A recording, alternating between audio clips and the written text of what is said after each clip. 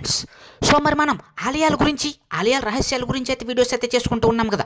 మరి ఈరోజు ఆంధ్రప్రదేశ్లో ఉన్నటువంటి శైవుడు అలాగే మరి విష్ణువు కలిసినటువంటి ఏకైక క్షేత్రంగా శివ వైష్ణవులు శివకేశవులు ఇద్దరు ఉన్నటువంటి ఏకైక క్షేత్రం, ఆంధ్రప్రదేశ్లో ఉన్నటువంటి ఏకైక క్షేత్రంగా చెప్పబడేటువంటి అన్నవరం సత్యనారాయణ స్వామి క్షేత్రం యొక్క మహత్యం గురించి ఈరోజు మన వీడియోలో మనం తెలిసేసుకుందాం. సో ఎవరైనా కనుక ఫస్ట్ టైం మన ఛానల్ చూస్తున్నట్లయితే కనుక సబ్స్క్రైబ్ చేసుకుని పక్కనే ఉన్న బెల్ ఐకాన్ని క్లిక్ చేసేయండి. అలాగే ఈ వీడియోని లైక్ చేయండి. మీకు చేసేటువంటి చిన్న లైక్ కావచ్చు నేను మరిన్ని వీడియోస్ చేయడానికి నాకు మోటివ్ అవుతుంది. కాబట్టి దయచేసి వీడియోని లైక్ చేసి ఈ వీడియోని స్కిప్ చేయకుండా చివరి వరకు చూడడానికి ట్రై చేయండి. అన్నవరం సత్యనారాయణ స్వామి యొక్క ఆలయం గురించి తెలుసుకుంటే మరి వేళ్ల కాలం నాటి ఆలయ చరిత్ర అనేది ఎంతో గొప్పగా అయితే ఉండబోతుంది అనమాట. మరి అన్నవరం గురించి ఎంత చెప్పినా తక్కువే. అన్నవరం సత్యనారాయణ స్వామి ఆలయం అనేది మరి ఆంధ్రప్రదేశ్లోకెల్లా ప్రసిద్ధి చెందినటువంటి ఏకైక క్షేత్రం. తెలుగు రాష్ట్రాల్లో నుంచే కాకుండా దేశ విదేశాల నుంచి కూడా ఇక్కడికి వచ్చి అన్నవరం స్వామివారి సత్యనారాయణ స్వామివారి దగ్గరికి వచ్చి అన్నవరం సత్యనారాయణ వ్రతం అయితే చేయించుకుంటూ ఉంటారు. ఈ విధంగా అన్నవరం క్షేత్రం దర్శించుకున్న విధంగానే మరి వెంటనే ఈ అన్నవరం క్షేత్రం దర్శించిన వెంటనే కూడా మరి భక్తుల కోరికలు నెరవేరుతాయని, అలాగే భార్యాభర్తల మధ్య ఇద్దరి మధ్య కూడా మరి అనుబంధం ఏర్పడుతుందని, సత్యనారాయణ స్వామి వ్రతం చేయడం వల్ల వాళ్ళిద్దరి బలం బలపడుతుంది అనేది ఎంతో భక్తుల నమ్మకం అనమాట. అందుకే ఇక్కడికి వచ్చి ఎక్కడెక్కడి నుంచో వచ్చి స్వామివారి దగ్గరికి వచ్చి అన్నవరం సత్యనారాయణ స్వామి వ్రతాలు అయితే చేయించుకుంటూ ఉంటారు. ఇక్కడ వ్రతం చేయించుకుంటే కనుక భార్యాభర్తలిద్దరూ జన్మలో కలిసి ఉంటారనేది ఇక్కడ ఈ ఆలయం యొక్క ప్రసిద్ధి అనమాట. అలాగే ఈ ఆలయంలో కనుక గమనించినట్లయితే కనుక స్వామివారు వీర వెంకట సత్యనారాయణ స్వామి వారిగా మరి ఎంతో గొప్పగా వీరత్వం కలిగినటువంటి మీసాలు కలిగి అద్భుతమైనటువంటి మరి ఆ యొక్క విగ్రహమూర్తిగా ఇక్కడ కొలువై ఉంటారు. అంతేకాకుండా ఇక్కడ శివుడు కేశవుడు అమ్మవారు ముగ్గురు కలిసినటువంటి ఏకైక రూపంగా, ముగ్గురు ఉన్నటువంటి ఏకైక ప్రదేశంగా కూడా ఈ అన్నవరాన్ని చెప్పుకుంటూ ఉంటారనమాట. మరి ఆంధ్రప్రదేశ్లో మరి అన్నవరంలో ఉన్నటువంటి పిఠాపురానికి 20 కిలోమీటర్ల దూరంలో ఉన్నటువంటి ఈ అన్నవరం క్షేత్రం అనేది ఒక అద్భుతమనే చెప్పాలి. మరి కార్తీక మాసంలో కానీ అలాగే మరి శ్రీహరికి సంబంధించినటువంటి ధనుర్మాసంలో కానీ ఇక్కడ మరి ఎంతో గొప్పగా ఇక్కడ అన్నవరం సత్యనారాయణ స్వామి వ్రతాలు అయితే జరుగుతూ ఉంటాయి. అలాగే ఇక్కడ స్వామివారికి చేసేటువంటి ప్రసాదం, అన్నవరం ప్రసాదం అంటే దేశం నలుమూల నుంచి కూడా ఎంతోమందికి ప్రపంచం నుండి కూడా మరి ఇక్కడి నుంచి అన్నవరం ప్రసాదం పట్టుకెళ్తూ ఉంటారు. ఇక్కడ స్వామివారి యొక్క ప్రసాదానికి ఉన్నటువంటి టేస్ట్ మరెక్కడా రాదనమాట.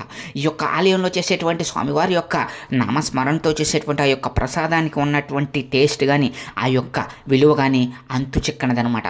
తిరుపతి లడ్డు ఎంత ఫేమస్సో దానికంటే ఇక్కడ అన్నవరం సత్యనారాయణ స్వామివారి యొక్క ప్రసాదం అనేది అంతకంటే మరి 100 రెట్లు ఆ యొక్క స్వామివారు స్వయంగా వెలిసినటువంటి క్షేత్రం కావడంతో ఆ స్వామివారిని తలుచుకుంటూ చేయడంతో తిరుమల లడ్డూకి ఎంతైతే ప్రత్యేకత ఉందో ఇక్కడ స్వామివారికి ఉన్నటువంటి అన్నవరం సత్యనారాయణ స్వామి ప్రసాదానికి అంతే డిమాండ్ అయితే ఉందన్నమాట. ఈ యొక్క ప్రసాదం అనేది ఎంతో అద్భుతంగా తయారు చేస్తారు.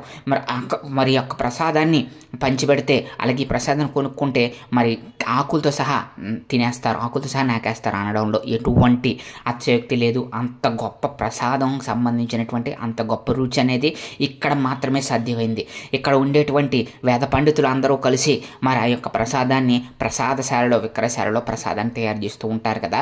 స్వామివారికి వాడేటువంటి ఆ యొక్క ప్రసాదంలో వాడేటువంటి ఆ యొక్క వంటకాలు కానీ ఆ యొక్క ప్రసాదం చేసేటువంటి విధానం కానీ ఇక్కడ మరి ప్రపంచం నలుమూల నుంచి అలాగే దేశం నలుమూల నుంచి ఎవ్వరికి అంతు చెక్కనటువంటి రహస్యం ఏంటంటే ఇక్కడ అంత అద్భుతమైనటువంటి రుచి ఆ ప్రసాదానికి ఎలా వస్తుంది అని చెప్పేసి ఎంతోమంది భక్తులు అయితే ఎదురు చూస్తూ ఉంటారు. ఆ యొక్క అన్నవరం ప్రసాదం తిందామని చెప్పేసి తెప్పించుకుందామని చెప్పేసి ఎంతోమంది ఎన్నో విధాలుగా మరి స్వామివారి ప్రసాదాన్ని కోసం ప్రత్యేకించి మరి అన్నవరం వచ్చి స్వామిని దర్శించుకుంటూ ఉంటారనమాట. అంత గొప్ప శక్తి కలిగినటువంటి అన్నవరం క్షేత్రం యొక్క ప్రసాదం విలువ.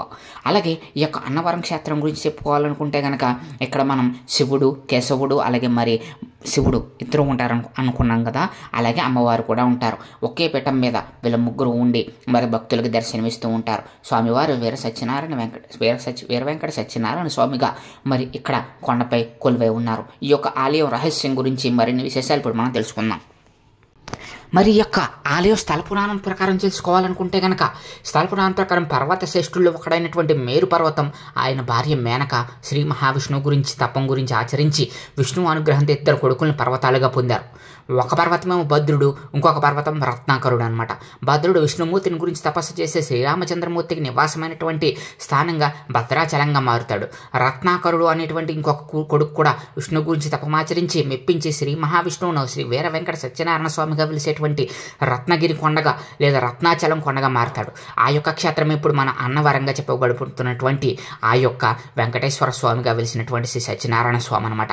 ఈయన్ని మరి రత్నాకరుడు అని కూడా అంటారు. రత్నగిరి కొండ మీద వెలిసినటువంటి ఈ యొక్క ఆలయం ఎంతో గొప్ప ఆలయంగా తూర్పుగోదావరి జిల్లాలో పిఠాపురానికి సమీపంలో గొరస గ్రామ ప్రభువు రాజా ఇనుగంటి రామానియం బహదూర్ ఏలుబడిలో అరంకెంపూడి దగ్గర అన్నవరం అనే గ్రామంలో వెలిసిందనమాట. అక్కడ ఈదంకి ప్రకాశరావు అనే బ్రాహ్మణుడు ఉండేవాడు. అతడు మహాభక్తుడు. ఒకనాడు శ్రీ మహావిష్ణువు ఇతనికి రాజా ఇనుగంటి వెంకటరామారాయణం బహదూరు వారికి ఏకకాలంలో కనబడి రాబో శ్రావణ శుక్ల విద్య మఖా నక్షత్రం గురువారం నాడు రత్నగిరిపై వెలుగుచున్నాను, నీవు నన్ను శాస్త్రీయమానంగా ప్రతిష్ఠించి సేవించు అని చెప్పి అంతర్ధానమయ్యారు. మరునాడు ఇరువురూ కలిసి తమకు వచ్చినటువంటి కళను చెప్పుకుని కరణామ సంవత్సరం శ్రావణ శుక్ల పాడ్యం నాటికే అందరూ అన్నవరం చేరుకున్నారు. అక్కడ స్వామివారి కొరకు వెతుకుతుండగా మరి స్వామివారు ఎక్కడా కనబడపోయేసరికి కొండ మొత్తం ఎత్తుకుతూ ఉండగా స్వామివారిని మళ్ళీ మనసులో ప్రార్థించి స్వామి ఎక్కడున్నావు స్వామి అని చెప్పి ప్రార్థించగా ఒక అంకుడు చెట్టు కింద పొదలో స్వామివారి పాదాల మీద సూర్యకిరణాలు పడ్డాయి. వెంటనే వారు ఆ పొదను తొలగించి స్వామివారి విగ్రహాన్ని రత్నగిరి కొండపైకి తీసుకుని వచ్చి కాశీ నుండి తెప్పించినటువంటి మరి ఆ కాశీ గంగతోటి అలాగే నారాయణ మంత్రంతో విష్ణు పంచాయతనం పూర్వకంగా మరి ఆ యొక్క ఆలయాన్ని అయితే నిర్మించడం జరిగింది.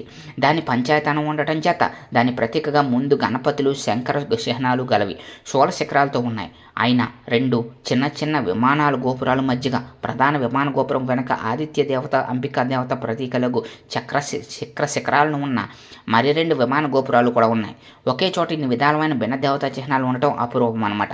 మరి ఈ విధంగా స్వామివారు కల్లో కనిపించి చెప్పిన విధంగానే అక్కడ వెళ్ళడంతో అక్కడ స్వామివారు రత్నగిరి కొండపైన ప్రతిష్ఠించడం జరిగింది సత్యనారాయణ స్వామివారి యొక్క ఆలయాన్ని అనమాట. అలాగే మరి ఈ ఆలయాన్ని పునరుద్ధరణ కూడా చేశారు. 1970లో ఆలయం మీద పిడుగుపడి ఆలయ విమాన గోపురం పగులు బారడంతో రుద్రాక్ష మండపం మీద పగులువారి వర్షపు నీరు విగ్రహాల మీద పట్టడంతో ఆలయ నిర్వాహకులు ఆలయాన్ని పునరుద్ధరణ కోసం కార్యక్రమాలు చేపట్టారు. శ్రీశైలం, విజయవాడ, సింహాచలం, వేములవాడ ఆలయాల మాదిరిగానే ఈ ఆలయం కూడా గ్రానైట్ నిర్మాణాలు చేపట్టారు. ఈ పనుల కొరకు తమిళనాడు నుండి 1000 టన్నుల గ్రానైట్ తీసుకొచ్చారు. దిగువ మొదటి అంతస్తు 900 టన్నుల గ్రానైట్ రాయి ఉపయోగించారు. పునర్నిర్మాణానికి ముందుగా చిన్నదిగా ఉన్న గర్భాలయాన్ని కొంచెం విశాలంగా చేసి ఆలయ ప్రధాన ద్వారం పెద్ద చేసి ఎక్కువ మంది భక్తుల దర్శనం కోసం వీలు కల్పించారు. దిగువన ఉన్న యంత్ర మందిరం కూడా విశాలంగా చేశారు. పునరుద్ధరణలో భాగంగా నారాయణ గోపుర కలశం, గణేశ బాల త్రిపుర సుందరి, సూర్యనారాయణ, శంకర పంచాయతన కలశాలు కూడా స్వర్ణపూత పూసుకున్నాయి. క్షేత్రపాలకులైనటువంటి రామాలయ గోపుర కలశం, ఆంజనేయ స్వామి గోపుర కలశం కూడా బంగారు పూత పోయబడ్డాయి. రుద్రాక్ష మండపం, మకర తోరణం ద్వారాలు, ఊయల్లో కూడా బంగారు పూత పోయబడ్డాయి. ఈ విధంగా మరి ఆ యొక్క ఆలయాన్ని ఈ యొక్క సత్యనారాయణ స్వామి వారి ఆలయాన్ని పునరుద్ధరించడం జరిగిందనమాట. మరి ఇంకా చెప్పాలనుకుంటే కనుక ఈ ఆలయం గురించి చెప్పాలనుకుంటే కనుక ఆలయాన్ని 1934లో నిర్మించారని చెప్పుకున్నాం కదా. మరి ఈ విధంగా నిర్మించడం వల్ల పంపా నది ఒడ్డున ఉన్నటువంటి రత్నగిరి మీద ఈ ఆలయం సముద్ర మట్టానికి 300 అడుగుల ఎత్తులో ఉండడం జరిగింది. ఈ గుడికి పాదచారులు చేరుకోవడానికి మెట్ల మార్గం కూడా ఉంటుంది. ప్రధాన ఆలయం రథాకారంలో ఉండి 4 దిక్కుల్లో 4 చక్రాలతో ఉంటుంది. ప్రధాన ఆలయానికి ఎదురుగా కళ్యాణ మండపం ఉంటుంది. ఈ కళ్యాణ మండపం ఆధునిక నిర్మాణ చాతుర్యానికి ఒక మచ్చుతనంగా చెప్పుకోవచ్చు. వనదుర్గ ఆలయం, రామాలయాలు పక్కనే కనిపిస్తూ ఉంటాయి. ఆలయం రూపం అగ్ని రూపంలో చెప్పబడినట్లు ప్రకృతిని తలపిస్తూ ఉంటుందన్నమాట. ఈ ఆలయంలో ప్రకారం 2 అంతస్తుల్లో నిర్మింపబడింది. కింద భాగంలో యంత్రంపై అంతస్తులో స్వామి విగ్రహాలు ఉన్నాయి. స్వామి విగ్రహం 4 మీటర్ల ఎత్తు ఉంది. కింద గర్భగుడి ఉన్న భూభాగాన్ని విష్ణుమూర్తిగా అర్చిస్తారు. మధ్య భాగంలో ఉన్నదాన్ని శివుడిగా పూజిస్తారు. మూల విరాట్ అంతగా ఏక విగ్రహంగా ఉంది. త్రిమూర్తులుగా పూజించబడడం ఇక్కడ విశేషం. విభూతి నారాయణ ఉపనిషత్తులో వర్ణింపబడిన యంత్రం కూడా ఇక్కడ ఉందన్నమాట. అలాగే ఈ స్వామివారికి సంబంధించినటువంటి మరి అమ్మవారికి సంబంధించినటువంటి పౌర్ణమి రోజుల్లో స్వామివారికి అత్యంత అద్భుతంగా సత్యనారాయణ వ్రతాలు అయితే ఆచరిస్తూ ఉంటారనమాట. ఎంతో గొప్పగా స్వామివారికి సంబంధించినటువంటి సత్యనారాయణ వ్రతాలు కానీ అలాగే పూజా కార్యక్రమాలు కానీ జరిపిస్తూ ఉంటారు. అలాగే ఈ యొక్క సత్యనారాయణ స్వామి వ్రతం చేసుకోవడానికి ఎంతోమంది దంపతులు వచ్చి స్వామివారికి సత్యనారాయణ వ్రతం చేసుకుని స్వామివారి సేవలో తరిస్తూ ఉంటారు. అలాగే ఈ యొక్క విధానాలు చేసుకోవాలనుకుంటే కనుక ఉదయం 6 గంటల నుంచి సాయంత్రం 6 గంటల వరకు స్వామివారి సత్యనారాయణ వ్రతాలు నిర్వహిస్తూ ఉంటారు. సాధారణ వ్రతం అయితే 150 రూపాయలు అయితే, ప్రత్యేక వ్రతం అయితే 300 రూపాయలు, అలాగే ధ్వజస్తంభం వద్ద అయితే 700, అలాగే ఒక్కొక్క విశిష్ట వ్రతం అయితే 1500 చొప్పున రుసుము ఉంటుంది. స్వామివారి కళ్యాణ మండపంలో చేయాలనుకుంటే కనుక మరి దానికైతే 1500 రూపాయల వరకు కూడా తీసుకుంటారనమాట. మరి ఈ విధంగా స్వామివారికి సంబంధించినటువంటి గొప్ప క్షేత్రంగా ఈ యొక్క సత్యనారాయణ స్వామివారి యొక్క అన్నవరం క్షేత్రం అయితే ఉండడం జరుగుతుందన్నమాట. మరి ఈ విధంగా అన్నవరంలోను దేవస్థానం, కాటేజీలోను, సత్రాల్లో భక్తుల వసతులు కల్పిస్తారు. ఈ యొక్క ఆలయంలో చేసేటువంటి ప్రసాదం అనేది గొప్పగా ఉంటుందని చెప్పుకున్నాం కదా. సో ఆ యొక్క ప్రసాదం కోసమే ఎంతోమంది మరి ఈ యొక్క ఆలయానికి అయితే వస్తూ ఉంటారు. అలాగే ఇక్కడ మనకి ఆలయంలో చూడవలసినటువంటి ప్రదేశాల్లో ఒక గొప్ప ప్రదేశం ఏంటి అంటే కనుక మరి ఈ యొక్క ఆలయం లో ఉన్నటువంటి శాస్త్రీయ కలమానంగా నిర్మించబడినటువంటి కాల నిర్ణయ యంత్రం ఒకటి ఉంటుంది. ఈ యొక్క నిర్ణయం ప్రకారం సూర్యుడి యొక్క ఎండను బట్టి ఆ యొక్క కాలాన్ని అయితే చూపిస్తూ ఉంటుందన్నమాట. సూర్యకిరణాలు పడేటువంటి ఆ యొక్క యాంగిల్ని బట్టి అక్కడ టైం ఎంత అయిందో ప్రజెంట్ టైంకి ఎగ్జాక్ట్గా మ్యాచ్ అయ్యే విధంగా ఇక్కడైతే అమర్చడం జరిగింది. ఆ యొక్క ఆలయాన్ని మరి మనం ఆ యొక్క ఆలయానికి వెళ్తే దీన్ని మనం చూడొచ్చు. అలాగే ఇక్కడ స్వామివారికి సంబంధించినటువంటి శ్రీకృష్ణ పరమాత్మకు సంబంధించినటువంటి ఆలయం ఉంటుంది. అలాగే మరి గోశాల ఉంటుంది. గోవులకు పూజ చేసుకోవాలంటే గోశాలలో పూజలు చేసుకోవచ్చు. అలాగే స్వామివారికి సంబంధించినటువంటి ఎన్నో రకాలైనటువంటి ఇక్కడ మరి ఎన్నో పూజలు అయితే చేస్తూ ఉంటారు. నిత్యం స్వామివారిని దర్శించుకోవచ్చు కూడా. మరి వీళ్ళు ఎంతమంది సత్యనారాయణ స్వామిని దర్శించుకున్నారు కామెంట్ సెక్షన్లో కామెంట్ చేసేయండి. అలాగే మీకు మరిన్ని ఇలాంటి ఇంట్రెస్టింగ్ అప్డేట్స్ కావాలనుకుంటే కనుక మా ఛానల్ సబ్స్క్రైబ్ చేసి వెంటనే ఉన్న బెల్ ఐకాన్ని క్లిక్ చేసేయండి. Thank you friends. Thank you so much.